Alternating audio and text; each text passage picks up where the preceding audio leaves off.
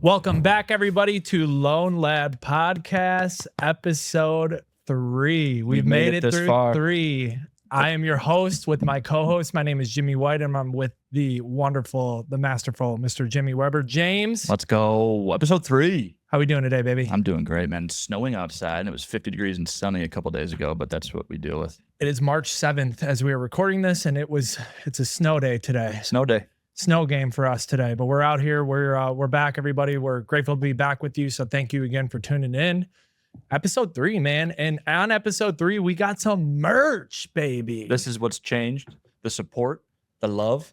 Now we got hats. We got some merch. So we got some hats. If you want a hat. If you want a hat, let us know. We got blue, or we got white. We got black ones. We got some nice hoodies. So hoodies, like workout Nike shirts, some long sleeves too. Some pretty good stuff. We're up in the game. We got some merch, which is awesome. And thank you to the best guest of all time, Mr. Joe Gabrione, who was our first guest on the podcast. He actually sponsored all this merch. So we thank him and thank you. Now let's talk about the elephant in the room real quick with Mr. Gabrione. Is he a host or is he a guest? Mr. Gabrione wants to be a co-host so bad. And we keep kind of playing a little joke with him saying that he's just a guest and he's a really great guest. He's a really good guest though. Let's do this. I think we should do something here real quick. Let's call him. If he answers? Right now. And if he answers, we can name him co-host. And if he does not answer the phone, then he is continually going to be the best recurring guest of all time. And we can run this back. We'll give him a couple chances. Well, we're going to give him one chance on this episode. Yes. And let's see if he answers. Let's see.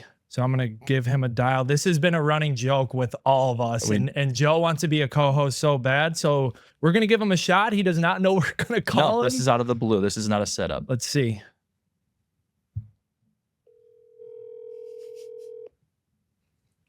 Do you think he's going to answer? No way.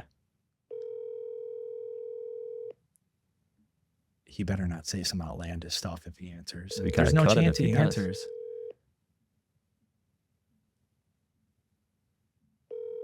It's not looking good for best guest of all time. Last ring. This is Joe Gabrione.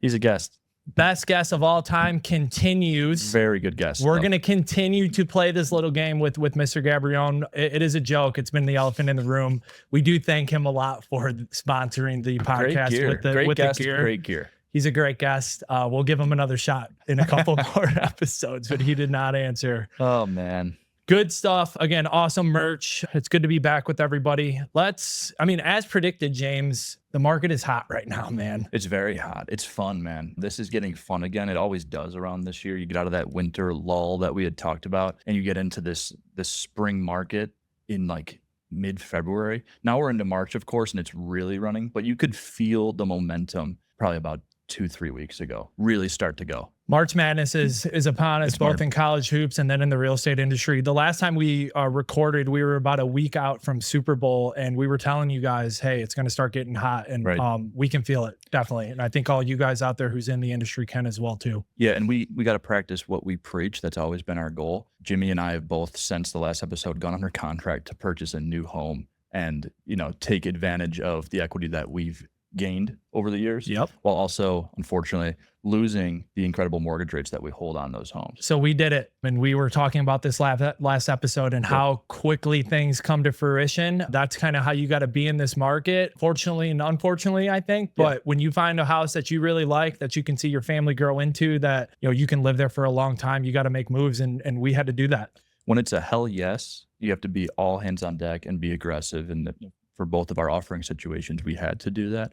And that's why, again, the proactivity in this market is more important than ever, which is why, of course, we're here doing this education piece, but also trying to help anybody that needs it, and again, being proactive and making sure that all your I's are dotted, T's are crossed. Expect this market to continue to heat up here from probably now until the end of summer. It will. It really will. There'll be some lulls here every once in a while, but we're full steam ahead. And like we said last episode, we were talking about how encouraged we were for 2025. Just in the real estate industry, it's already here. So it's good stuff. Yeah, it's here and it's here to stay. We're not going to see any bounce backs. Mortgage interest rates, of course, are extremely volatile. They always are around this time of year. But also what we've been seeing lately has put us into a little bit better of a rate standpoint where we're starting to see some people think about refinancing again, which is crazy to say. But it's great for the business because mortgage applications are up, instilling confidence in not only those people refinancing, but buyers all over the place. So since mortgage applications are up, we are in the March Madness of real estate season. James, let's talk about interest rates. Let's talk about mortgage rates. Let's get your mortgage rates in a minute segment. Not too much going on again. No, but here's the thing, right? Like these tariffs right now and jobless claims, unemployment, those are the big three. The tariffs are the big ticket item because it pertains so much to inflation, whether these tariffs are good for inflation or bad. In the very short term, in the past week or so, mortgage rates have gotten better because the thought with the tariffs is that they're actually bad for inflation, or they're bad for the market, bad for equities. So with that said, a lot of traders are selling off their equity positions and actually going into bonds, helping mortgage-backed securities, which in turn is then pushing interest rates on mortgages lower, making, again, these mortgage applications start to tick up and get a little bit more confidence in the market right now. Correct me if I'm wrong, and we don't want to get into political or anything, but this is economics when it comes to tariffs. Right. Since I've been paying attention to this stuff, I haven't seen anything like what we're seeing with these tariffs and the news around the tariffs since I've been paying attention to it. Do you feel that same sentiment with you? I mean, I do. I think it's kind of market manipulation in a way, because you have one political side saying that tariffs are really good for inflation, the other side saying that tariffs are really bad for inflation. So it's just kind of that constant struggle. We don't know exactly what's going to happen with the market, but the current administration's goal is to get interest rates, not just mortgage interest rates, but interest rates as a whole lower. And you said we don't really know, right? And nobody really knows. This is a lot of reactionary things. And that's unfortunately kind of how the markets move, whether it's mortgage rate market, federal interest rate market, unless they're cutting rates like when they're announcing, even stocks as well too. It's very reactionary. We don't know how these tariffs are going to affect inflation, and nobody really does. They're just reacting to the policies that are set before everybody. Right. And I just want to make a point. It's like reactionary, correct? Yeah, that's what I'm talking about. In the very short term, when traders are fleeing from equities to the safer play in bonds, that helps mortgage rates. But we don't know if that's sustainable, and we won't really know, right? We say all the time, we don't have the crystal ball. That's kind of a cop-out. We could say what we think is going to happen, but right now what is absolutely happening is we're starting to see some reprieve in mortgage interest rates, which again is great. Mid sixes, low sevens for mortgage rates for a 30-year fix, yeah? Yeah, I'm starting to see some jumbo investors coming back into play, where if you have a nice sized loan amount with good terms, you're in the lower sixes, which is fantastic to so even think about. Steadily trickling down, but we have some moves on a week-to-week basis where you might pop up a little bit. But as of today, March 7th, we're going in the right direction. It's just not as rapid as we said, as everybody thinks it's going to be, and it's not going to be like that. Well, that was the big miss too. Everyone thought that with the new administration coming in, that mortgage interest rates would plummet, and that was never going to be the case. That was not the play. It was always a longer play, because if mortgage rates dropped significantly so quickly right away, we'd just be in a COVID situation again, where inflation would get out of control. Home prices would absolutely explode. You'd have people, busting at the seams at open houses, which is kind of already happening, but not to the extent that it would if interest rates on the mortgage side were 5%. If you hear that number 6.5 to low 7 and you think that's high, that's a new norm, guys. And it's good that it's sticking around this range, because that means stabilization. I asked for a more stagnant market like this time last year. I was like, I'm just so sick of people telling me, even economists, the big pundits, like mortgage interest rates will go lower. I almost wish that it was just like, hey, this is it. And now I like many others, I'm starting to believe that. Yeah. Had a great mentor just last week tell me, like, get used to this. This is the new normal. You might see interest rates go down a point, which is great, but that doesn't mean that they won't just go right back up. Yep. We were so spoiled in a way for years with the anticipation of mortgage rates never ticking north of, call it 4%, right? It's bizarre. But right now we're in a position where we have a pretty decent grasp on what's going on in the market, but that doesn't mean that affordability isn't still an issue, because yes, interest rates are higher and home prices are higher. So we still need to sometimes get a little bit more creative to find ways to get people into homes. And we can. And when I say get used to it, that's just being blunt and being just honest and transparent about it. It's a good, From us done as sugarcoating it, man. Yeah, Done no more- saying that yeah. interest rates are flying down. Yeah. That's why you need to work with professionals that we don't know what's going to happen tomorrow. I don't know where interest rates will be tomorrow, but I can try and help you forecast, and I know I can run numbers based on what today looks like. 100%. I love it. I love it. Thanks for that. Get used to it, like I said, but we're going to continue to keep you updated on where mortgage interest rates are. And my man James always has the facts, the stats, and the data to back that all up. So thank you, James. Of course. All right, so we're going to switch up our podcast layout a little bit. We are going to kick it to ourselves with a good friend of both of ours and one of your best business partners, one of the best realtors in the game, Mr. John Cintage. We had him in for an interview. We're going to talk about the home buying process from the realtor's perspective and standpoint, and talk about the changes that have come about over the past year to year and a half and how that looks from a true professional, Mr. John Cintage. So we're going to kick ourselves in the lab with John right now. Yeah, guys, not going to want to miss this one. Okay, we now welcome on a very special guest. One of the best in the biz, a legend. A legend, Mr. John Cintage.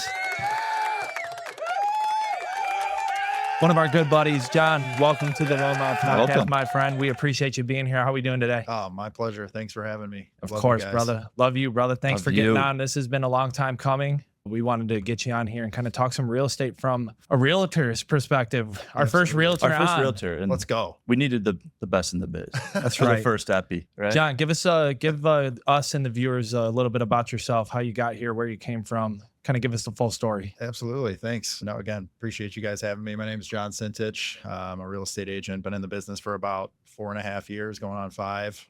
Primarily focused in the south suburbs of Chicago. About 50% of my business is actually still in the city. So anything within an hour of the city, I'll do. But yeah, 4.5 years in the business. Originally started as a speech therapist. I was a completely different field. Quite the change. Yeah. Did you go to school for speech therapy as well, too? Yeah, I did. It's a master's program. So I went out to Western Mich. Shout out Broncos. Go Broncos. Ride forever. For 6 years. Yeah. And then ended up, it just wasn't the right career for me.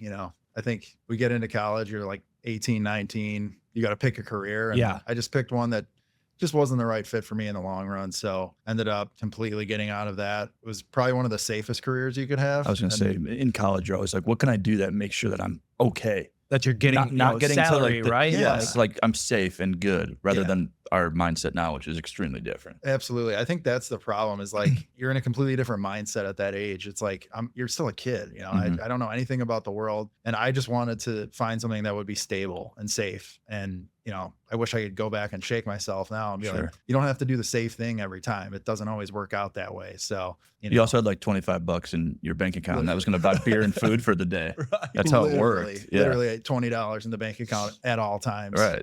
Enough to get by. Just get a 20 out of the ATM and you're good for the night. Good for the weekend. Yeah. So you're in a stable position, right? Just coming out of college. What made you go into this commission-based, not stable industry, kind of crazy industry that we're in? Like what made you do that? Was it a burnout? Was it like what made you make that switch? Yeah, no, it was definitely a burnout. For me, ultimately, I was getting up every day and I wasn't excited to go to work, which that's just not how I wanted to live my life. That's just, I can't do this for the next 30 years, right? You got to be excited. You got to be fired up with what you do. I realized, it doesn't matter how hard I work in this job. Like I'm going to make the same amount of money. Yeah, there's no incentive to work harder because you're not going to be compensated for that harder work. Yeah. And it's like, it's not all about the money, but at the same time, I had goals, I had aspirations for what I wanted and the life for my family. And the position I was in at the time just didn't line up where the trajectory was going to help me hit those goals. And I didn't want to go back to school. And I think I got into real estate for the wrong reasons, to be honest. I got interesting. I think how a lot of realtors get in, myself included, is, I'll get into real estate. It looks like nice side gig. It's easy money. Yeah. Right. I'm good at talking to people. Like that was a mistake. So I think I backed into the industry for the wrong reasons. But after about a year of just not doing any sales and really not making any progress and actually deciding, hey, I should invest in myself. I should actually try to do this. Yeah. I invested in coaching, started to learn how to actually be a professional real estate agent because there's so many out there that do it as a side gig, like you said. And it just never goes anywhere. And then I finally got a taste of actually helping a buyer that was a first time buyer go through the whole process. And it was a really good, smooth experience. And that kind of hooked me. Like, okay, I need to do this. This is what I was supposed to be doing. Yeah, we talk about education and connection a lot on every episode. Like that's huge for us too. So I think once you get that taste, like you long for it more, right? Yeah. Like first time home buyers, man, we talk about it on this episode. Yep. That's what we love, because not only is it more fulfilling, but it's a little bit more difficult too. You got to sharpen your tools, put your sales shoes on, and be more of a consultant than the person that you've worked with 10 different times. It's interesting because we've all kind of had the same journey of we get into this for maybe not the wrong reasons, but for different reasons, right? Money, or we think we can do it and all those things. And then you kind of find your why as you go through it and go through that experience. And it sounds like you found yours when you said maybe that was your epiphany moment, right? Like it's all it takes is one at bat that goes really well. And you're like, this is fun. I can do this. Yeah. And then your confidence builds. So I know you kind of said you backed into real estate, but you could have done, I mean, you could have been an influencer, right? Like there's a bunch of different like sales jobs out there. What was the reason that real estate kind of piqued your interest? Yeah. And I don't know, I'm sorry if you answer that, but like there's a lot of different things that us as entrepreneurs can go into. Why real estate, I guess? Yeah, no, great question. This is sometimes you hear these stories from agents. It's a common story of how you got into the business. A lot of agents will say, well, I bought a house and my realtor was terrible. And I thought I could do this way better. Right. I actually had the opposite story. My realtor was fantastic. We were first-time buyers. She helped us through the entire process. Shout out Bridget Atwell. If you ever see this, I appreciate you. You were great. She walked us through, made us feel comfortable the whole way. And it turned out to be a great investment. Some of it's luck. Some of it was she helped us buy it at the right price. Sure. But we bought it, in 2019 before the pandemic. Sure. And then we were able to turn that into potentially our forever house that we're in now, because we built so much equity. We bought like a fixer-upper type thing and just ended up cashing in on it. And now it's beautiful. We were able to buy this other house because of that. And awesome. I wanted to be able to give that same experience to other buyers, especially first-time buyers. So that was actually, my real estate agent did great, and it kind of inspired me to get into the business. Very cool. Yeah. So that inspiration's obviously key, right? Like we have that too with our people, but that also comes in with mentorship. Did you have somebody that you counted on? Was it more the coaching? Was it a combination of both?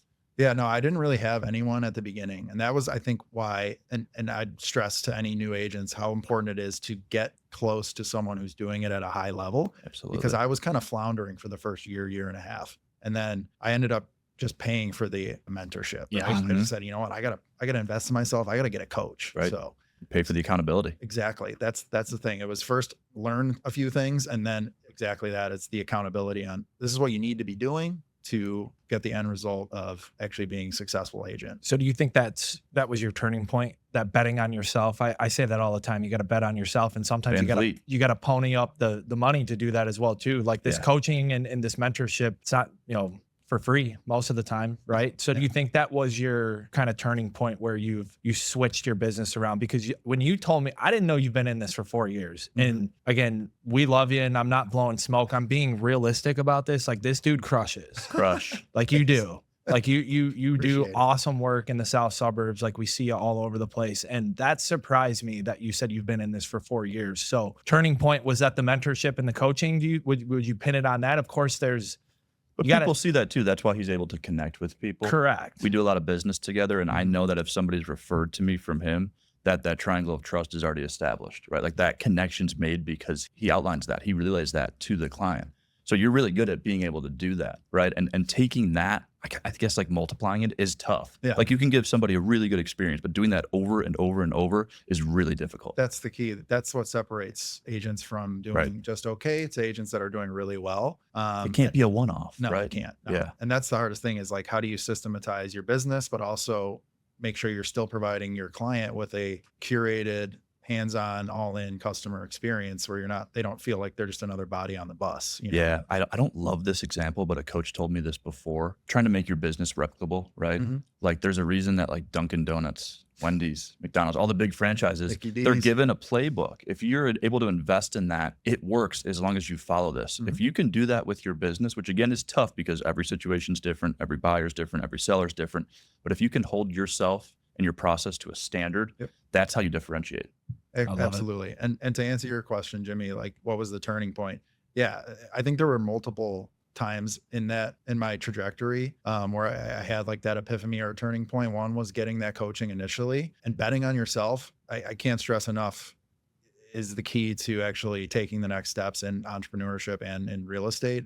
For me, it was getting that coaching, and then it was letting go of the career that I had initially. So I was doing both for several years. Sure. And when I started to actually make progress in real estate, I was basically working full time as a speech therapist and full time as a real estate agent. Wow. I was working like 70, 80 hours a week. Okay. I remember you'd be at the hospital like Mondays or Tuesdays or both, right? Yeah. Yeah. It was nuts. It was just not sustainable. And then there was still that fear in the back of my mind. Like, I shouldn't let this job go. It's the safety blanket. It's guaranteed money. But Right. there's nothing guaranteed. The hospital could have burned down the next day and my job could have been gone. Like, Sure. there's no such thing as a stable job, no matter how much you're led to believe like your W-2 is safe. Right. And so it took me 2.5 years, I want to say, before I finally said, okay, I'm cutting the cord. I'm going all in on this. It actually happened right around the birth of my daughter. And I was like, I'm either going to do it now or I'm never going to do it. And so that's the thing, is like, you have to burn the ship, so to speak, and make that leap and bet on yourself, because you're always going to, think about, why didn't I do that? Or you'll regret it. You'll never regret like taking the chance. Yeah, I can't say that if you hadn't gone all in that we wouldn't still be sitting here today. Yeah. I can't say that, but I know things are better for you because you made that change and you've bet on yourself and said, it's time. I'm really good at this. I'm going to instill confidence in not only myself, but others too. It's a great conversation we're having. And I don't think this doesn't it's not specifically to real estate, right? No. We're business people, we're entrepreneurs. And if anybody's out there listening to this that's not into real estate, I think you got to kind of heed these words. You got to bet on yourself and you got to take those risks and believe in yourself too. No one else is going to believe in you. Nope. Like, you got to do it. Yeah. I love it. Well, let's get into a couple other topics that I wanted to talk to you about. Thanks for sharing the story. You're an inspirational story. It's awesome, dude. Like I said, when you said 4 years, I'm like, damn, I thought this dude's been doing it as long as us. So I know. that's Thanks, awesome. man. Yeah, that's awesome. It's good stuff. Let's talk about like current market and what you're seeing out there. I know you mentioned you were going on like 8 showings today before when we were talking, like you're a busy guy right now. So do you think we started the episode talking about how busy the market is? Do you think that we're in that March Madness type season of real estate? Like give us your take on the real estate market right now for you. Yeah, 100%. It just comes out of nowhere. It's like the holidays come, it slows down, and then bam, we're in multiple offer scenarios, over asking price. And people are probably sick of hearing this because it's been the last 4 or 5 years, but it's more of the same. It's like, there's a house on the market.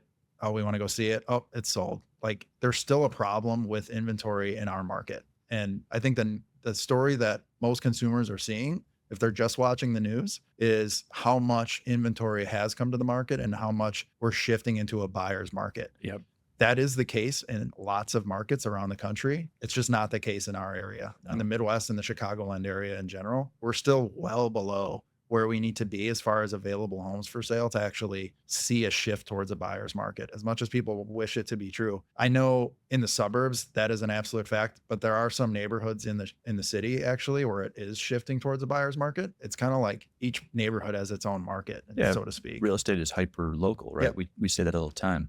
And I am guilty of this over the last couple of years, of saying that this is the new normal. It's just normal. Like this is a market right now that you need to be prepared for, right? If you're a buyer right now or a seller and you don't know what's going on, that's why we do this. And that's why we have these conversations, to try and tell people you need to be prepared, because if you're not, you're just going to be going on the wayside like so many people right now.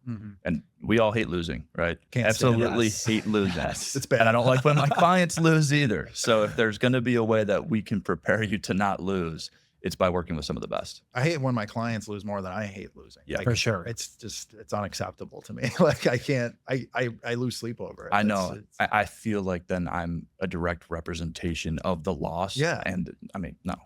Exactly. That's not part of my business. And I think it's because we're all homeowners as well too, and we have families, and it's like, oh man, you know that your wife loves the house and your kids love the house, and you're like, let's get this, and then we don't get it. It's tough, and wife is sitting there on Instagram looking at furniture, then you get a call that you didn't get the house. People go through that every single day. They do. No, for sure. So okay, I appreciate you bringing that up, because I have actually like posted like, hey, inventory across the country, like we're at 4-year highs inventory across the country, but we need to always recognize and make sure that inventory problems or different inventories are different for different markets. Yeah, we're in Chicago. You're not buying a house in New Hampshire, right? Yep. Like, it doesn't matter. Or Florida. Like I have a good friend in Marco Island, Naples area, and they're in a buyer's market there. And Yeah. it's completely different. For sure. Properties are sitting on the market for months and months, and they're selling for, like, if it's a $1.2 million condo, it's last year it sold for 1.2. Now it's selling for 900. It's Yeah. like, that's a buyer's market. Well, And- again, hyper locality. That is because of what's going on down there. Exactly. You know, insurance costs are through the roof Yeah. because they've been devastated by 2 hurricanes in the past 3 years. Yeah, it's completely different market. Whereas Yeah. here, it's like we're still at 1.5 to 2 months supply of available homes for sale, which, the balanced market where it's neutral is 6 months, and anything above that is a buyer's market. So Yeah, we're still well below that threshold. And that's not changing anytime soon. No, because it's 2 factors. It's the lack of building, lack of new construction. Obviously, since the 2008 crash, there were years and years and years of underbuilding. All Sure. these contractors went out of business. They weren't building homes. And then, so we had years of that. So lack of new homes. And then now we have this problem where 3 years ago, got a 2.5%, 3% interest rate. It's locked in. Your mortgage payment is, 1/3 of Right. what people are looking at now. Right. And people are like, I'm not selling. Like, so you don't have a lot of people selling. Sure. Right. And so, like, that coupled with lack of new construction has created this environment where we just don't have a ton of homes for sale. Yeah, we talk about the psychology of what would be considered a good interest rate a lot in our practice. There's going to be a time where sellers just start going nuts if interest rates, let's say, hit 5.875, because the pain of going from 3 to 7 is so severe in their brains. Mhm. But from 3 to 5.875, let's go. Yeah. Right? Like we're done with this home. It's on to the next one. I feel a lot better about that. Now, again, that's psychological, and it's our job to outline different strategies and scenarios where that can make a little bit more sense. Yeah. Is that what you guys think as far as, like, what's that new number where we start to see a ton of people get back into the market? I think we both think if there's a 5 in front of Just front a of that 5 handle.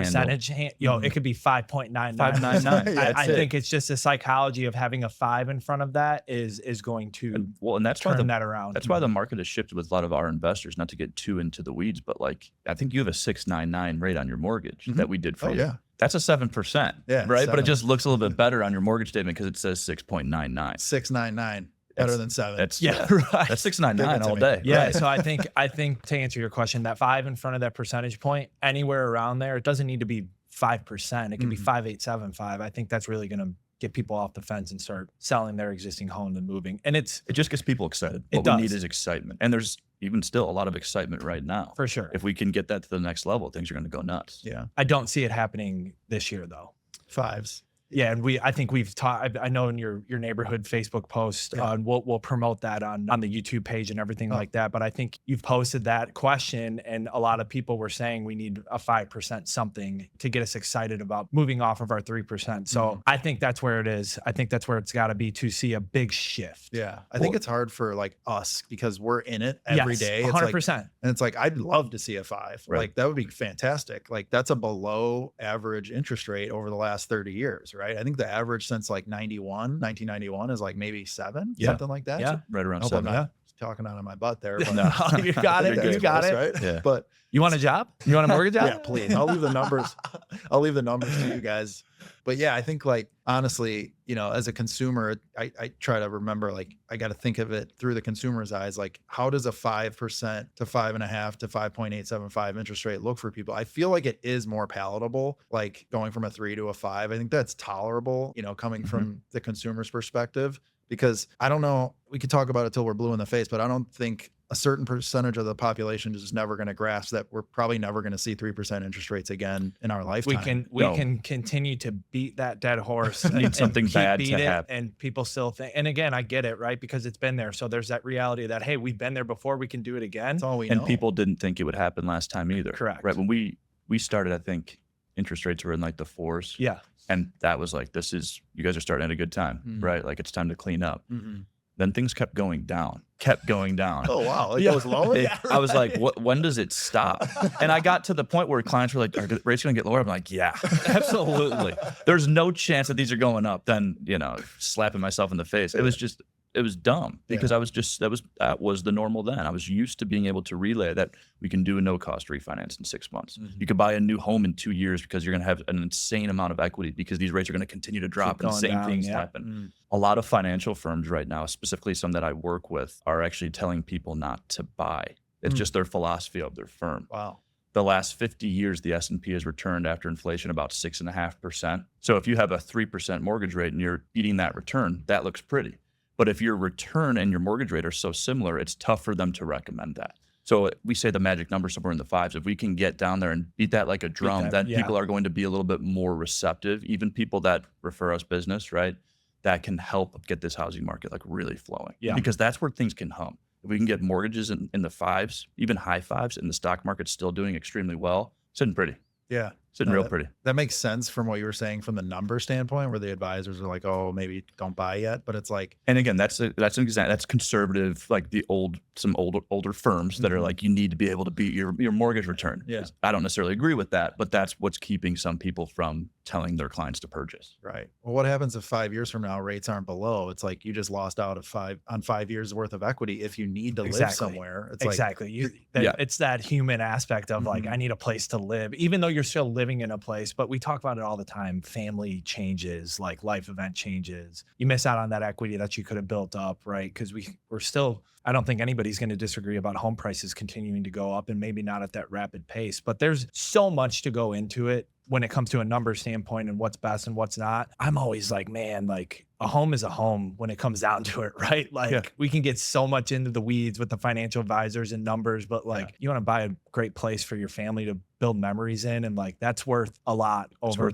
time, and probably worth more than the money, in my opinion, to be honest with you. And this isn't like a slander to different financial firms and their philosophies, right? That's not what we're trying to say at all. But at the same time, like some advisors or firms don't think that somebody like us can help manage the liability side of the balance sheet. And they don't think that a mortgage can be a tool, when in reality, it absolutely can. You know, a mortgage can be used to help somebody build their wealth at a pretty phenomenal pace. For sure. No, that makes sense. And I think from their perspective, especially if they're on the older side, like that's where I'm getting at. They saw what happened in 2008. A lot of that was due to bad lending. Yeah. You know, there's so many regulations now, and it's like, they probably work with some bad lenders.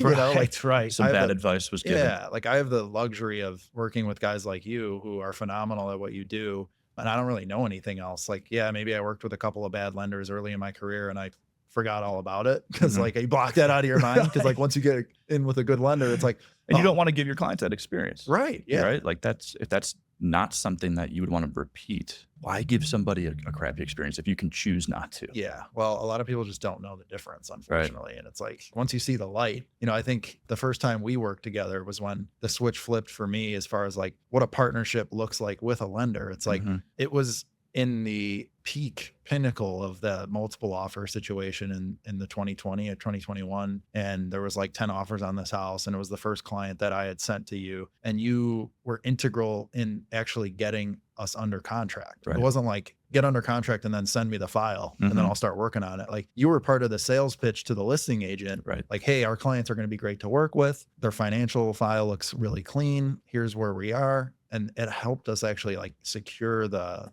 property when we were competing with other buyers, because the other buyers didn't have lenders doing that. And I was like, whoa, like we can actually tag team this, and actually I can use the lender to actually help compete. Yeah. And that was like a switch that flipped for me. And I was like, I'm going to work with a lender like this every time. Like this makes no sense not to do that. Well, that's the difference between a lending partner and a lending resource, or any referral partner and resource. And we talked about in the first episode, like the human element of this. Go ahead and work with XYZ Mortgage. If everything's online, that's great, but you're not going to be able to use that type of strategy and have that partnership work in your favor for not only you and your business in the long term, but in the short term with that client, right? They're getting that offer accepted. For sure. No doubt. Yeah, we talk about, I bash them a little bit, the lenders that just send the pre-approval letters and say, good luck. Good luck. I'm going to say it again. I mean, we're not doing that, and we're going to win those offers because we're going to help our clients and our realtor partners win those offers because there's more to it. There's more to it than just sending a freaking pre-approval letter. Like, there's a lot more to it. Did I mention that I really, really hate losing too? Like that. That's a big thing too. I want my people in position to win. And I want it to be reflective of the way that we present them. Yeah, for sure. I love it. I love it. James, you want to bring up what you have pulled up here before we kind of shift into another question that I have? Yeah, I love this chart, man. So since 1942, real estate is 74, 7, and 1. That's the record. So what that means is 74 years in the green, 7 losses, if you will, and 1 year where it didn't move at all. Don't bet against the champ is That's what crazy. James is saying. And homes are the champ. 74 years over the past, what is it, since 1942? And 5 years, guys, is from 07 to 2011. The worst year being in 2008, which of course, 2008, a 12% decrease. The number that sticks out for me when I look at this the most is 2013 was a nice bounce back at 11%. Now the Chicago market was a little bit different. Like things didn't happen that quickly. But looking at this and being like, how can you bet against this? Like this is historically the safest investment class, in the world. Yeah, that's a crazy chart. Like looking at it, it looks like an early 90s Chicago Bulls record. Right. It does. What It in does. the- MJ, It does. baby. It It's does. like it's a lot of greens. Yeah, it's clearly like if you just look at it on paper, it's like clearly one of the most stable, safe investment vehicles you could ever find. In A lot of America. these numbers are double digits too. Yeah. Like a 16% return. Are you kidding me? What's the saying? It goes, men lie, women lie, numbers don't lie. Numbers don't lie. We got the numbers here. And we'll Yep. see if we can get this chart put up on the YouTube We will. video just to have it shown for you guys and kind of show all the listeners and the viewers what we're talking about. But long story short, it's just such a safe investment to put your money into real estate and into your home. And then With it being an integral part of your family too. absolutely. I know we talk about that a lot, but we can't say this stuff without making sure that is bowed up and put a ribbon on it because that's so important. You're buying a home not only for your investments, your portfolio, but somewhere to raise your family, create memories. I love it. All right, I want to shift gears a little bit here, guys. I'm gonna put you on the spot a little Let's bit, go. John. Spotlight. You're the first realtor that we have on here. Let's talk about the whole commission, buyer's agent commission, seller's commission. Can you, and I want to hear your take on this and kind of what happened. If you can give us a brief, what happened in August of last year, right? And kind of how that shifted, how you have to educate your clients about what goes on when it comes to a buyer's agent. Because when we were coming up, everybody would say, you don't pay the buyer's agent anything. And Which was never true. as a buyer, which was never true, right? It's just kind of switched. So, and I'm sorry to put you on the spot with No, this, it's all but good. that's why we got you on here. Yeah. Can you kind of walk us through that? Because I get a lot of clients who ask me that question. Do I need to pay my buyer's agent? What is this whole change? And I think this would be good for the listeners and the viewers to kind of hear it from your mouth. Sure. Yeah. No, I'd love to give some perspective on that. I'll say this. I'm not a lawyer. I'm not a legal expert. I'm not an expert on commission lawsuits. I'm just going to give you my experience that I've had as a realtor in this industry since August 17th, 2024. So basically, in a nutshell, long story short, there was a big lawsuit against lots of real estate companies and the National Association of Realtors. I think the key accusation was price fixing or commission fixing. I think ultimately what it was, guys, was bad agents sitting down that don't know how to communicate what they do and how they charge and how commissions are structured with their sellers. Could not agree more. And they used language like, I don't know, fixed, or this is the standard or static fee, and you can't pay anything less than that, indicating that commissions aren't negotiable. Commissions are 100%, always have and always will be negotiable. There's no set fee. That's against the law. And I think people are going into listing appointments saying that they can't charge a certain percent less. And that's illegal. You can't do that. And they were saying that because like, this is the standard, right? Or they they- believed it. Or they truly believed Oh, yeah. it. Right. There was that. There was bad training from brokerages. Sure. And there was just agents with little to no like sales skills and able to communicate their value proposition and just say, this is the fee. You can't negotiate it. Right. And so I think that's where people Which got is in complete trouble. BS. Because then how can you sell yourself? If in that world, if everyone's on a level playing field from price, that's complete and utter BS. Yeah. Well, for me, it's like I was trained the right way. I'm not here to promote my brokerage, but I'm at Keller Williams. We have probably the best training in the industry. I mean, most agents will tell you that. They start at Keller Williams, they get trained. A lot of people take that training and they leave and they start another brokerage because Sure. the training's so incredible. But the training that I received was so good. I was just lucky. Yeah. And you go into these conversations with your clients and you let them know, like, here's what I do. Here's my value proposition. Here's how I'm going to help you achieve your goals in real estate. Here's my professional fee. It's what's fair to you. It's what's fair to me. Ultimately, how much on the seller side, how much do I need to help you net in order for you to feel comfortable moving forward? There you go. Right.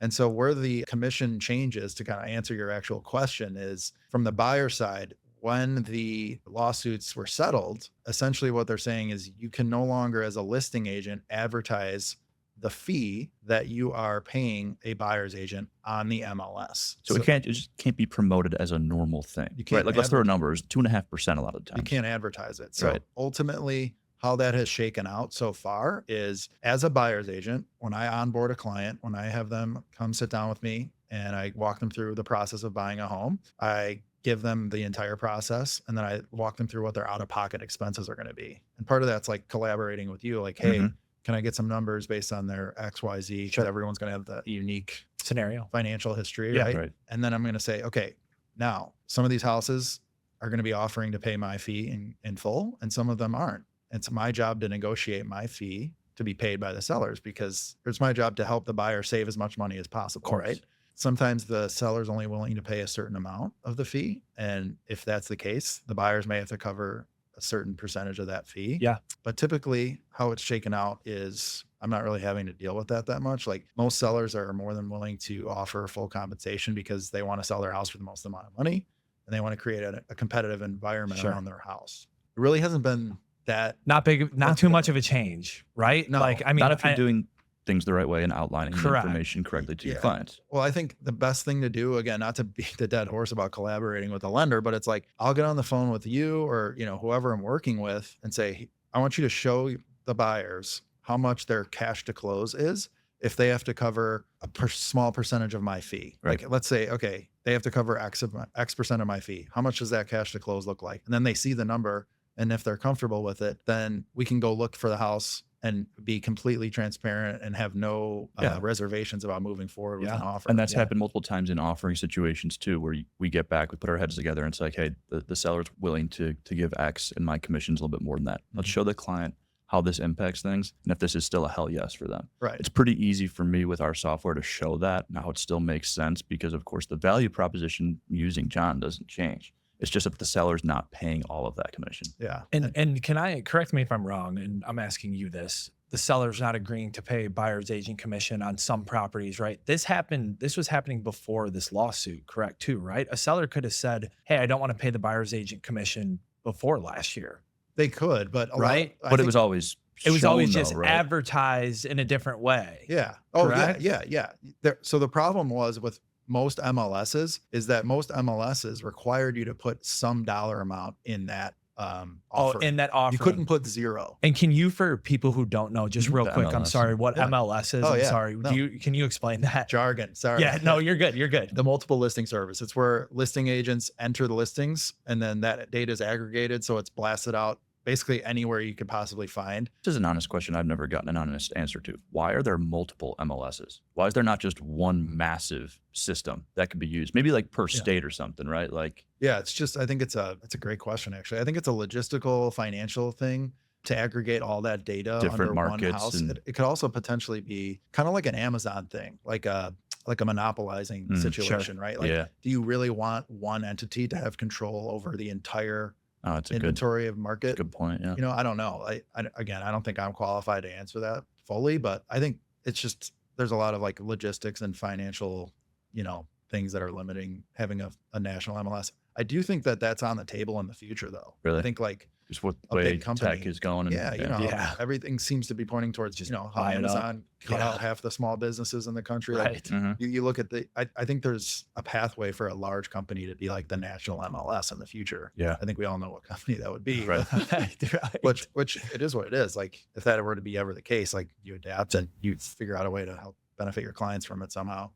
I mean, what an awesome conversation. So thanks for coming again, man. I know I kind of threw you. Awesome. I know I kind of threw you. Should we just make him a host? Let's go. Maybe make him a host and not have Mr. Gabrione, the best guest of all time. He's not the co-host. You'll see on this episode, we had a little game we played with him because he wants to be a co-host, and we keep telling him he's not. No, it's fun. I could see why. I know. I'm a podcast guy. Let me do podcasts. Podcast guys. I'm just gonna quit. I'm not selling houses anymore. I'm just gonna do podcasts about it. And we called Joe. And we're like, if he answers, he's a host. Perfect. If he doesn't answer, he's just the best guest of all time. Didn't answer. Ooh, yeah. So you'll see that on that episode. Do you got anything for us, John, that you want to ask us, or anything you want to add before we kind of wrap it up? Yeah, definitely. As far as like on your perspective, I talked a little bit about you know, what I value in a loan officer or mortgage originator or whatever. You guys have a lot of different titles. Like, what do you guys look for in like a real estate agent that like you want to partner with, that you know is going to provide value to your clients and to you? I feel like in the industry, it's more so like, what can the loan officer do for me? Because like we're kind of providing a lot of the leads to the loan officers. Of course, but like I kind of get curious, like, what do you guys look for in a good realtor? Yeah, this might be a cop out because most realtors that are still around that are doing business know what they're doing. They're good. The people that I work with the best, I'm friends with, right? Like I know that I can make a connection with that person, and the communication styles are very similar as a result. Like if I don't like the person, they don't like me, we're probably not going to work together well. Yeah, makes sense. Yeah. I mean, and of course, there are some agents that I work with, and probably you as well, that are a little bit more systematic in the sense that they aren't as communicative, and that's not how their business works. But I don't work as well with those people than I work with someone like you, because we're able to give the client a very similar, if not like pretty much the same experience through our communication styles, and they feel that, and that's what instills the confidence that we talk about so much. I think those that we can, I guess, set expectations is the term that I would use, and kind of like Jimmy said, you got to be friends with them, right? But I think when you have that relationship where you can set expectations with people and kind of let them know, hey, like, how can we work the best together to provide the best service to the client? Is that making sure that before you go and see houses, we're able to provide numbers for them, right? Because we're big proponents on, we don't want you to fall in love with the house and then hate the numbers after. That sucks, right? That does suck. There's some people, or you can't qualify at all. Yeah, there's just a complete disservice to your client. Right. So I think just having those expectations between partners is really key and important to know how you can work together to best serve your clients. And again, a lot of people want speed and efficiency, and we of course are efficient and speedy, but as long as we can make sure that the realtor partner that we're working with knows, hey, we're going to be fast on this, but we also want to make sure that we're doing our due diligence and taking our time and walking people through consultations and making sure that they're comfortable, because if they're not, we're wasting everybody's time. We're wasting our time, we're wasting your time as a realtor, and we're wasting the client's time as well too if they're not comfortable. And I think relationship wise, like Jimmy said, like that's very key and important. Communication, he hit it as well too, like being over communicative. That's a word. Is it a word? Yeah, absolutely. I think that's key as well. Just making sure that everybody's on the same page at any given time. You hit it on the head, man. Realtors out there, they provide us the majority of the leads. We get client database leads and all those different type of things, and we paid for lead services, but people come to you guys first, and it makes sense because they want to go see the house. Like that's the shiny object and the big thing and big importance. Yeah, the financing isn't as sexy. It's like, oh, that house at the market, let's go see it. And then the realtor's the first call. That's totally true. And I'm happy to do it. Like some agents won't show a house without a pre-approval letter, and I get that. You don't want to take them through a property that they're not able to even financially purchase. But if you don't know them and you're like, well, I need you to get pre-approved first. It's like, well, I just want to see the house. Like, give me some kind of value here. Like, don't just take from me. Like, don't take my information and get me pre-approved. Like, show me the house first. And I'm happy to do that, even though it might not work out. Like, at least I'm getting a chance to meet them, understand what they might be looking for, and like try to understand their story. And then I can connect them with the lender. If not before, you know, maybe we don't have the pre-approval while we're in the house, but at least we'll get it like the next day or something. It's kind of like a first date, right? Like you're not going all the way right away. You still have to show them some sort of value. Now, with that said, you're probably not taking somebody that, you know, lives in central Illinois to see a $5 million property in downtown Chicago, right? Like that's very different. The expectations, I think, are so important, that which relates back to your question before. We're all kind of like the CEO of our own business, right? Like self-employed in that sense. So are we always working? To an extent, yes, but we also have our lives and our families. If you need to contact me at 9:30 at night, it's like, Webbs, what's up? Like, can you talk? It's not just like, I'm going to call you 10 times. If you don't answer, I'm just calling the next lender. That's not part of the relationship. And I think unfortunately, so many people in this industry think that that's how things work. And they don't. They call you 10 times in a row? No, I've gotten that before. That's crazy. Yeah, absolutely. Yeah. You can come over and beat me with a baseball bat if I call you 10 times in a row. It's back to your point about like becoming friends and not like how I said, setting those expectations. And we all three of us know we're on the job 24/7. We get that, right? But we're also family men, and we take our family life very important. And we're never going to sacrifice, I guess, business for family or family for business, but there's ways to do that. And we are still learning, and we talk about this stuff, us three, we've talked about it all the time, about just how to balance that stuff. And we're always continually trying to figure that out. But that being said, like his point, it's like, dude, like, hey, if I can't answer right now, like I'll text you and be like, I'll get back to you at some point, but like I can't answer right now. Like I'm at dinner with my kids and my wife. Yeah. Right. No, totally. And if it's a 911, we'll get up from the dinner table and go answer. But like, I think it just goes back to your question of like, how can realtor partners help you? We want to be friends with people. We want to make sure that we're on the same page when it comes to life, business, sports teams, all that stuff. Like that's all we want to build relationships and have fun with the people that we're working with. And there's people out there who maybe we don't get along with, and it's just our personalities, and like that's fine. Yeah. Like I don't want to work with somebody who doesn't like me and vice versa. So there's no we are here to serve our clients and become friends with you guys as the realtor partners out there and serve them, because that just makes for a better life for all of us. It does. We talk about connection so much, but a lot of it goes back to the value that we provide too. Like you would not send me business if you didn't think that I'd be a valuable asset, not only to your team, but to the clients that you send me. Oh, for sure. It comes full circle. Absolutely. And I couldn't agree more. I think working with people that you're friends with is just less friction. It just makes sense. It sounds obvious, but it's like, we want to have fun while we're doing this. It's a 24/7 gig. Like I want to at least have fun while I'm doing it. I work a lot. You guys work a lot. Right. Like if it's not fun, you're going to burn out. Like you got to enjoy the people you're working with. And it's also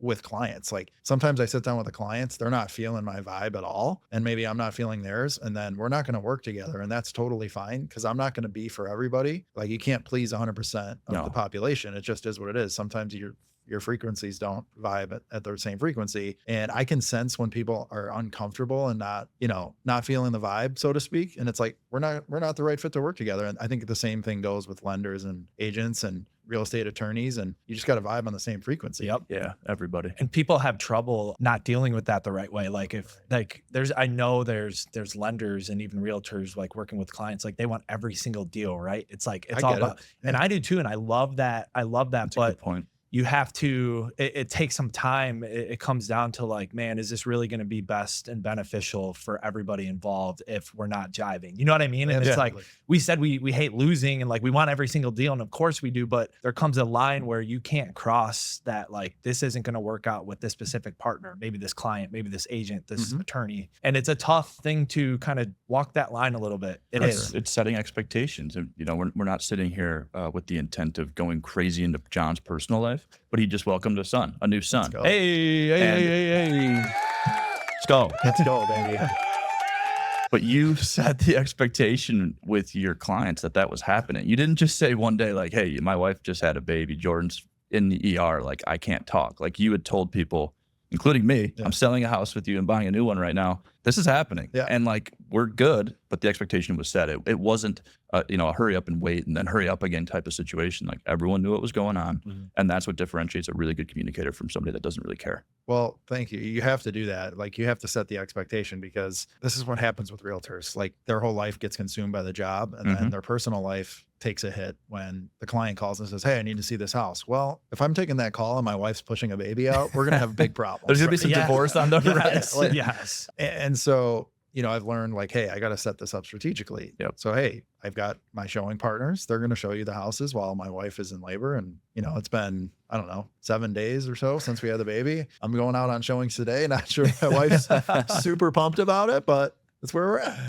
Oh man. But you set that expectation with your wife too. Yeah, she gets it. Like, you got to feed the family. Exactly. Of course. Well, awesome guys. John, that was great, amazing, man. So thank you again for coming on. Hell of a conversation. I want you to real quick tell the listeners where they can find you on Instagram, YouTube. I know you got a lot of content out there, so go ahead and get your plug in, because we want people to go and follow John and follow all of his stuff. So go ahead and tell them where they can find you on all those socials. No, I appreciate you guys very much. I really do love the podcast. Like the first one I listened to, I was like, oh, they're putting a podcast out. Like, I'll listen. I'll be supportive. Like just another podcast. There's another couple guys doing a podcast. It was like an hour long. It flew by. Yeah. That's how you know it's a good podcast. Right. Like, this was really good. We appreciate it. Damn. So I appreciate you guys having me on. Obviously, love working with Jimmy. You guys are incredible. The Jimmy boys.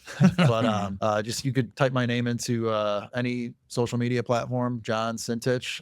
My YouTube channel is John Cintage, Living Chicago Suburbs. or some variation of that. I forget. It'll come up. And then if you live in Frankfort, New Lenox, or Mokina, I have a local Facebook group that we basically post all things going on in the community. It's a great place to collaborate with your neighbors. It's called Living in Frankfort, New Lenox, Mokina. So check that out if you're in the South Burbs. That thing gets a lot of love. Yeah, it's awesome. Yeah, we're all I'm a part of it because I live in the area. It's amazing. Yeah. And we're gonna link all of John's, his Instagram, his socials, his YouTube, and we'll link the Facebook group page as well too. Thanks, boys. We'll put that in the description of this episode.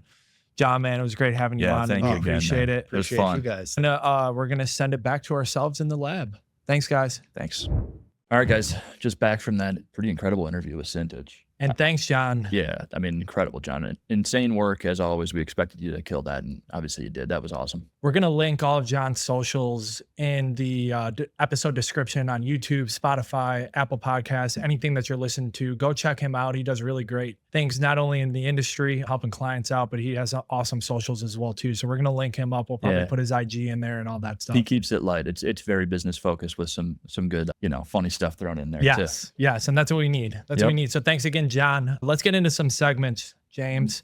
One of my tested questions or what? Lab tested questions. We've been getting a lot of lab tested questions. So thank you. Please keep submitting your questions. Yep. This is one of my favorite segments because we get to hear from you guys, the listeners and the viewers, and get to answer your questions about anything real estate involved. And then there's some other things that get thrown in there as well. This is obviously, for me, one of the more important parts and why we do this, to kind of get more to the public and see what are people thinking about not only the mortgage industry, but real estate in general. We've gotten questions about the Chicago Bears, right? We've gotten questions about real estate. This is open for everything.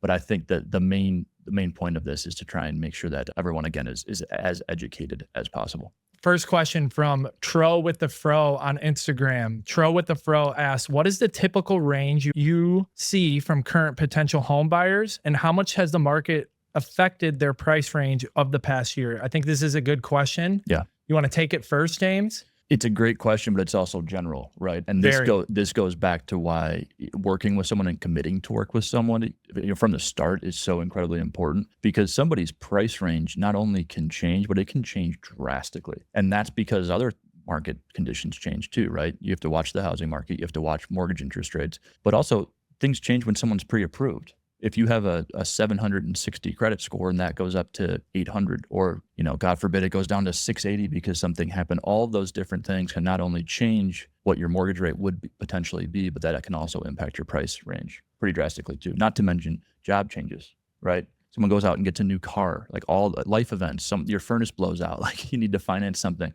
That can all change while either you're in escrow to buy a place or during the pre-approval process. And that's why it's so important to not only be proactive, but to keep your loan officer apprised. We work with home buyers. I mean, I closed a $110,000 deal last month, and I've closed $1 million deals as well too. Yeah. So typical price range, it really just depends on where you're at in your current life. If I had to throw a number in my area, and I'm in the south suburbs of Chicago, I'm seeing people buying their first homes anywhere from like $350,000 to $500,000 for purchase prices. Yeah. And that's, please take that with a grain of salt, because there's, it's just, I think demographic, the area, those different type of things. The average median home price is around that range as well too in my area. Exactly. So that's what I'm seeing. But like we said, we close deals that are $100,000 purchase prices and $1 million purchase prices, and we treat everybody the same way. That's where I would say the range is for me, at least for first time or potential home buyers, anywhere from $350 to $500. And that's a huge range. Yeah. I just wrote a $50,000 line of credit for a past client. Like, we don't shy away from being able to help people just because you're coming to us with a loan or a need that is much lesser than, what might be your average loan amount on the purchase side of things. For sure. And Tro with the Fro also asks, how much has the market affected their price range? He's talking there about potential homeowners over the past year. How much? A freaking lot. Yeah, a ton. A lot. A ton, because now we're starting to see homes, especially in very competitive areas, get 10 plus offers again. So, I mean, forget the idea of getting a home under list price. It's going crazy. And that is a good thing for the market. It's kind of gaining steam. We talked about affordability being an issue. That does unfortunately make things less affordable when interest rates aren't moving as low as we thought they would by now, but home prices continue to climb. So my number that I gave, 350 to 500, that's in my area. It can change area to area. Like we were talking about the city last episode about condos. It's probably a little higher in that area if we're going to different states across the country. Look up, a good thing to look up if you're trying to kind of see where average home prices are for potential home buyers. Just type it into Google, average median price. And like Redfin has some great articles, Zillow, the Wall Street Journals of the world. There's a lot of different stats and data for your specific area, wherever you're watching or listening to this. We try to give a little bit of where we're at, right?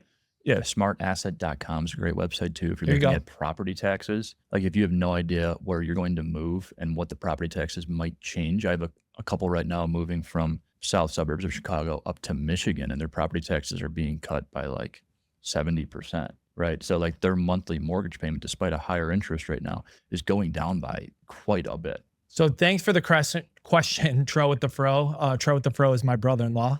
Thank you, Tristan. It's a good question, and it's a tough one to answer given specifics on just an actual price. So it has to be kind of specific on the area, the demographic, all those different type of things. But great question. Let's get to question number 2 from PJ Doe 7, our boy PJ Doherty, PJ Doe 7 on Instagram. Shout out Podwig. Podwig asked, with interest rates remaining where they have been for quite some time, what are you two seeing in negotiations? Are sellers willing to offer credits for rate buydowns and closing costs since housing prices are not declining? Essentially, he's asking, where is the buyer winning besides owning a home, of course? On our last episode, we talked about permanent buydowns versus temporary buydowns. We're seeing a lot less credits from sellers right now in general. So those temporary buydowns they're not as common because we're not getting those credits. Those credits need to come in and help. They're seller subsidized, like we talked about in episode 2. So with this market heating up again, where we're seeing, double-digit offers come in, even if you're building it into the price, you're going to be a lot less likely to get an offer accepted with a big old credit in your offer. To answer the question about in negotiations, I second your sentiment. It's tough to get seller credits right now, but that's not to say that we're not closing deals with seller credits. No, I had one close today with a $12,000 credit. Like it's again, strategic and specific to scenarios. But if the general question is, are we seeing more seller credits than we were this time last year? The simple answer for me would be absolutely not. I agree. Yeah, they're not as willing to offer credits for those type of programs right now, but it happens. And again, it's just different situations offer different strategic examples that you can use for that. So he also asked, like, where is the buyer winning besides owning a home? And that's a huge win. So I'm glad he included that. That's the ultimate win. It is. It truly is just owning that home. And working with us. That's a big win too. It's a huge win.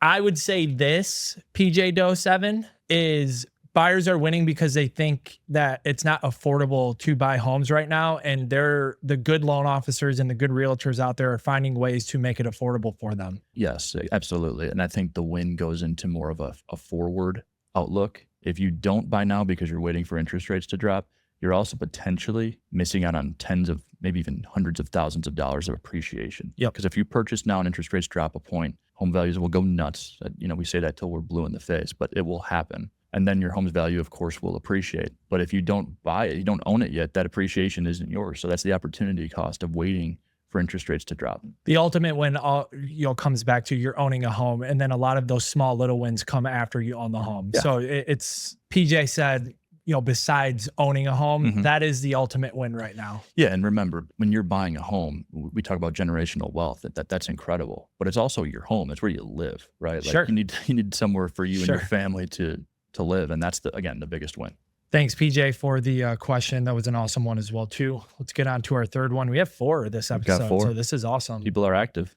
So Big Play J4 on Instagram says, we were fortunate to work with Jimmy Webb where our trust in him was already there. So once he showed us the numbers, everything made sense. How do you guys build trust with your clients to get them to the numbers stage of the buying process, which could be the turning point in them owning a home? How do you get them to that stage if they don't know us personally? What a great question. Fantastic question, and so important right now because we've seen, I don't know the number, but I know there's roughly like 20,000 loan officers left. So the competition is left, but the competition is more fierce.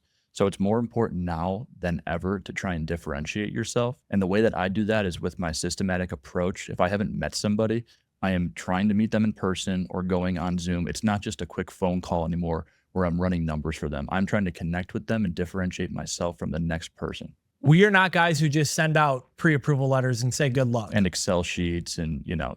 And I hate when clients come to me with these pre-approval letters and they say we haven't even talked to the freaking loan officer. Yeah, that is such a disservice. And if I'm hurting people's feelings out there, I don't give a shit. No, it's not. That is awful. What's important right now is the home buyer and protecting them, because again, they don't know what the hell they're doing. They don't do this every day. We do. So it's our job to make sure that they're not only taken care of, but comfortable. There's two different sides to this, because he asked, and this is the first part of the question, but he, Big Play Jay knew you, right? Yeah, really good friends of ours. Good friends of yours. We work with a lot of our good friends as well too, but we also work with randoms, and randoms meaning they don't know us from any Tom, Dick, and Joe out there. No. And I can understand why that's hard to trust somebody that you have no idea who they are. And we need to build that trust by showing how much we care about this process and how much we care about that person and how delicate this process is with dealing with people. So to answer his question from me would be, just like you said, we have a systematic approach, but the systematic approach is making sure people feel comfortable working with us with the biggest investment that they're going to make in their life. And that's hopping on Zoom calls, getting some face-to-face, strategizing, asking about goals and dreams when it comes to owning a home and thereafter. It's not just about this mortgage, right? It's about your whole financial plan. We want to try and get involved with your accountant, with your financial planner, kind of try and be more of, on the wealth team, if you will, because it's not just our main prerogative to make a paycheck. The end goal, of course, is for you to get your keys, but also to be a very successful homeowner. And there's a lot more that goes into that than just an initial phone call talking about 30-year fixed mortgages. Love it. Part two of Big Play Jay's questions. When can we expect Dan Silasky as a guest on the pod? What a great question. And to confirm, are the Bears back? The Bears are damn back. We're making moves. Yes, we're making moves. Since we've last talked about the Chicago Bears, they've now reached elite status again. We're making moves. Super Bowl next year. When can we expect Dan Silasky on the pod? I think he should just be on every episode. If it were up to me, that would be like a no-brainer. But I mean, the King needs to pop on very shortly. We've mentioned the King in the past. I think on the first episode, the King actually built out this office, the lab for us. He has been with us throughout our whole career. He kind of like recruited us, I guess, or helped Joe recruit us. He's a legend. The King and Jay are boys, by the way. So that's why Jay's asking. So we'll get Dan Silasky on the pod, and it'll be a wild episode. It'll be nuts. And that's a can't miss. Big Play Jay, thank you for the question, my Thanks, brother. Coach. Thank you. Okay, last one here. Did we have any IG from Beth on this question to shout her out? And if not, no, we can just... You know what? I know we're live, but let me just pull it up. And this is Beth Montgomery. James Eliza Walsh 52. Eliza Walsh 52 on Instagram. She asked construction loan versus regular loan, ?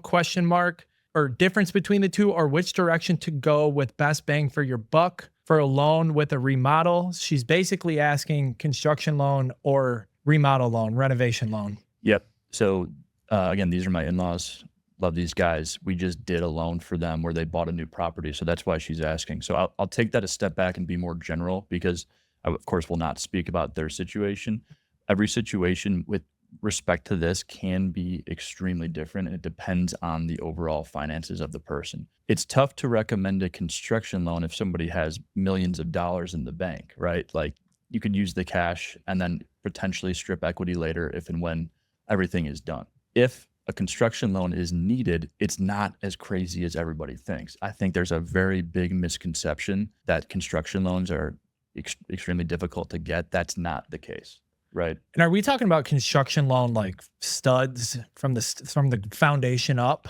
I'm thinking more renovation. Okay. Construction loans from building a home from scratch. Yeah, I mean, that's I have no problem mentioning this. That's not our forte at our firm. It's not our forte. That's not what we do. There's builders out there, very large builders that have lenders that do that for them. They're essentially employed by them. But renovation loans, we absolutely do. I was thinking of this as new construction, like brand new, like you're building a new house.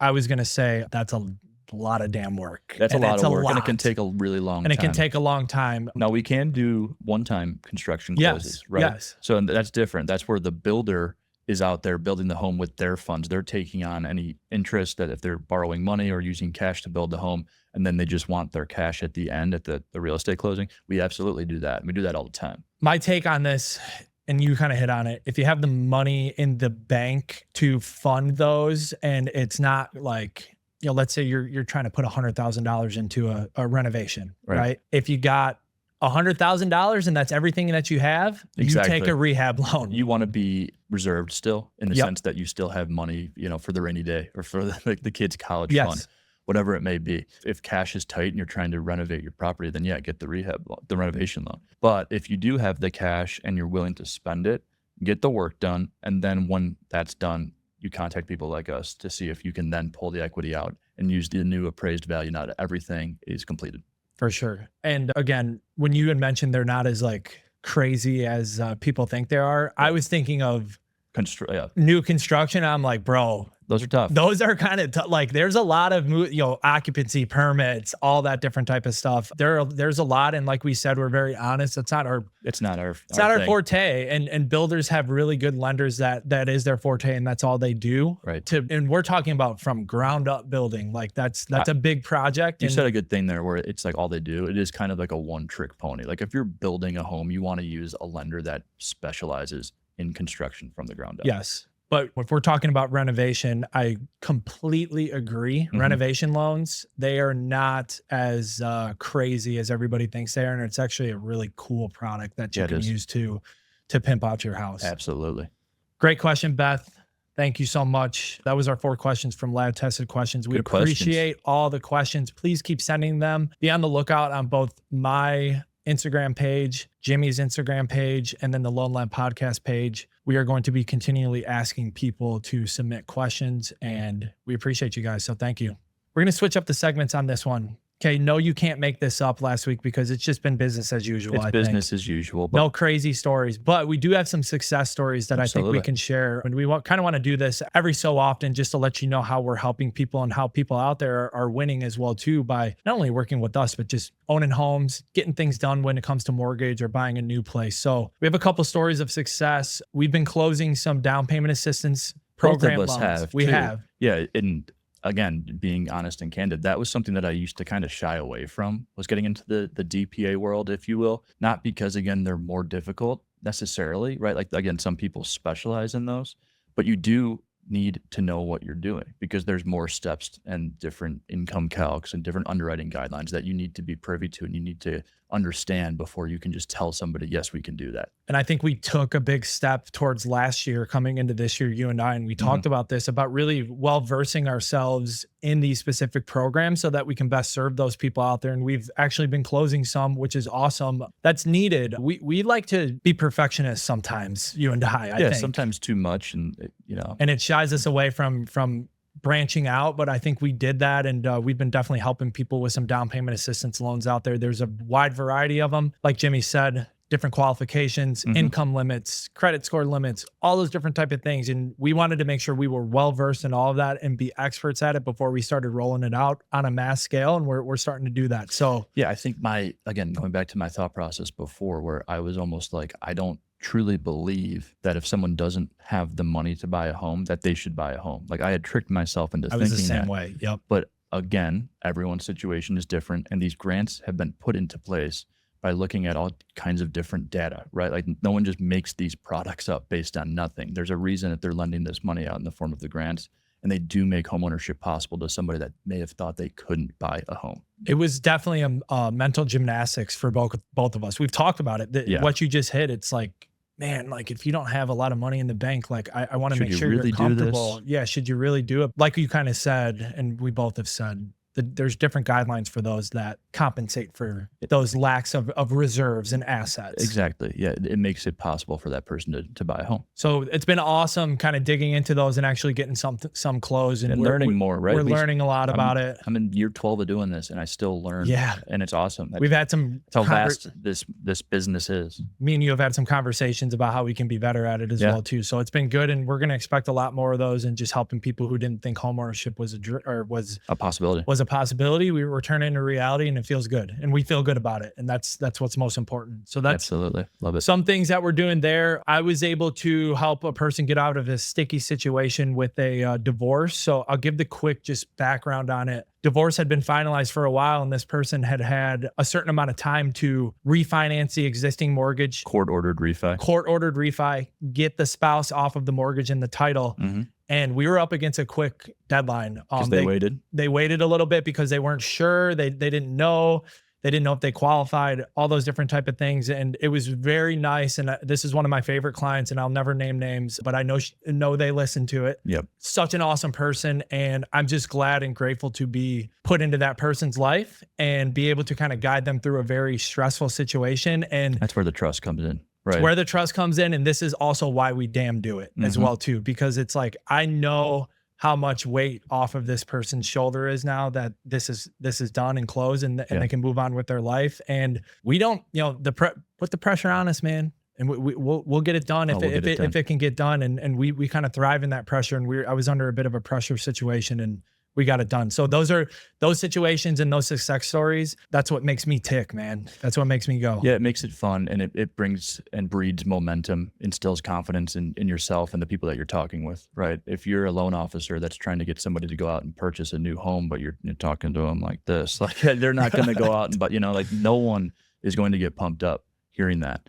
But the way that you and me communicate with each other and with our teams and with our clients, I think I'm pretty confident that I breed confidence, right? Yes. Like that's what we want to instill in everybody. One point on that, just when it comes to divorce and you have court-ordered refinances or anything, look into it sooner rather than later so that you don't cause yourself too much stress and anxiety to have to get something done by a specific deadline, because I wouldn't say we got lucky, but I'm very grateful that we got it done within we needed to. Sometimes it doesn't work that way, and then you're in a really bad position. So if that ever happens, you need to reach out to a mortgage broker sooner rather than later, even if it doesn't mean you're going to transact right away. That's okay, but you need to get your ducks in a row. Yeah, we like teaching on this, right?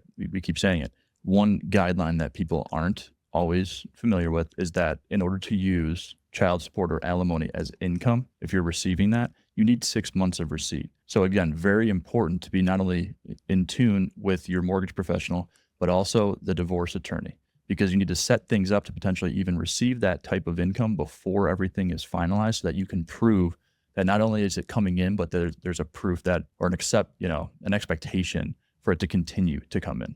That's why you don't want to wait until the last second to find that out. Yep. And hopefully if anybody's out there, you're listening to this and that helped you. But if you're not, or if you know people, like, you need to get in front of a loan officer right away if you ever come up with that scenario or situation. If you're getting divorced and you need to refinance your existing mortgage based on how the court order has been, or you just don't want a messy situation to get messier. So Exactly. if you can be proactive to avoid that entirely, then great. Anything else that you got on your end on the success stories part of things? Anything that you've been seeing or that you've been doing? I feel that you and I both recently, and maybe it's a sign of the market, but also just kind of how it's been going. A lot of first-time home buyers get under contract. It's nice, man. It's nice, but it's also like, I love working with those people. That's what gets me going. It's fun because I'm able to teach them, and then I can just feel that they trust me. It's awesome.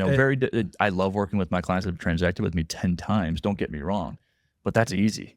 I like when it's hard, right? I want to be able to put my big boy shoes on and be like, hey, you need to trust me, and here are reasons why. Work with my team. Here are reasons why. There's nothing better than having a consultation with a first-time home buyer. And on the beginning of the Zoom call, you probably see this, the beginning of the Zoom call, wide-eyed and bushy-tailed, man. They're like, they don't know what's going on. They're super nervous. They're super scared. And you can't blame them. But there's nothing better than going through our system and going through how we teach and educate. Yep. And on the end of that Zoom call, I always ask, how are we feeling?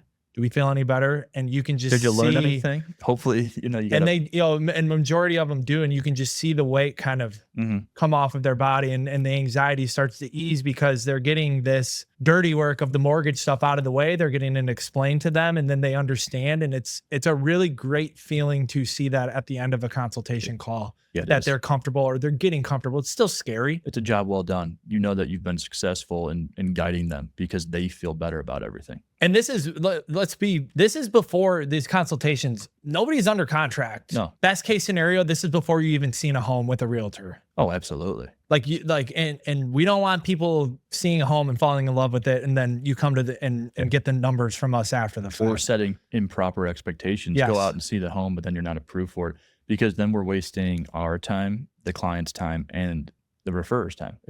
If Cintage goes out and says, Jimmy, is this person pre-approved? And I just say yes, like, I would never do that. Right. I'm not a liar, but two, like, I want to make sure that that person knows what the hell's going on, and they're not going out to a home, falling in love with it, and then finding out afterwards that they can't get it. Like, that's not part of the process. I'm glad you brought that up. I see that too. A lot of first-time home buyers, more this year, I would say, than last year, that are coming out. Especially this early in the year. They're coming out and trying to get pre-approved and trying to learn and get educated. So it's really nice to see. It's fun. I love it, brother. What else Good we got? episode, man. Good one. That was fun. Getting back into it. Had Cinty on. Cinty was awesome. He was great.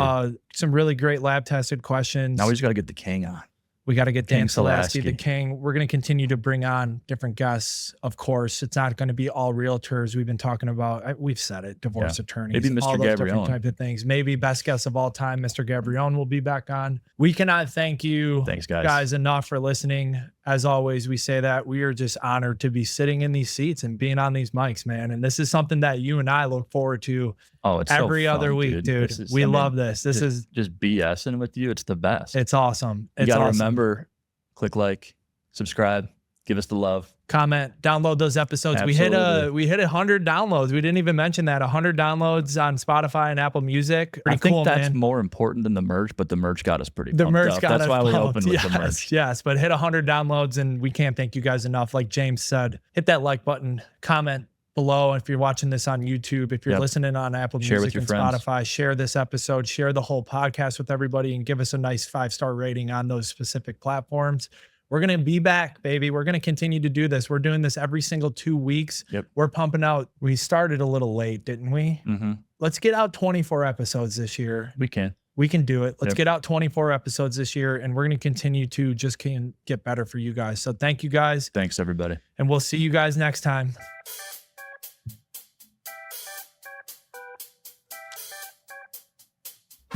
Listed.